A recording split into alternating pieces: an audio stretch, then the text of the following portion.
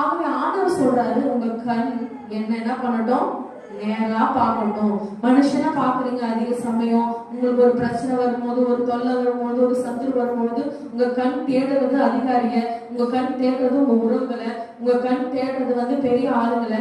ஆனா உங்க கண் என்ன தேடணும்னு ஆண்டவர் விரும்புறார். ஹல்லேலூயா.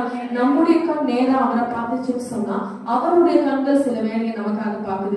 அதுதான் நம்ம பார்க்க போறோம். நீங்க எடுத்தவங்க வாசிங்க சங்கீதம் 139:16. சங்கீதம் 139:16. என் கருவை உங்களுடைய கண்கள் கண்டது. முதல்ல ஆண்டவர் அவருடைய கண் முதல்ல நம்மளை எப்ப பாக்குதுன்னா, அப்போ நம்ம தாயின் கருவை நம்ம உருவாக்கிட்டோம். தாயை நம்மளை பார்க்க முடியாது, கருவை 10 மாசம் கழிச்சுதான் பார்க்க முடியும். ஆனா ஆண்டவர் பாருங்களேன், கருவை நம்மளுடைய தாய் வயிற்றிலே நம்ம எப்படி இருக்கணும் அப்போ கேரிங்கா எடுக்கிறவர் தான். கடைசி வரைக்கும் நம்ம கேர் பண்ணி பாத்துக்கிறவர் நம்ம ஆண்டவர் மட்டும்தான். ஹல்லேலூயா.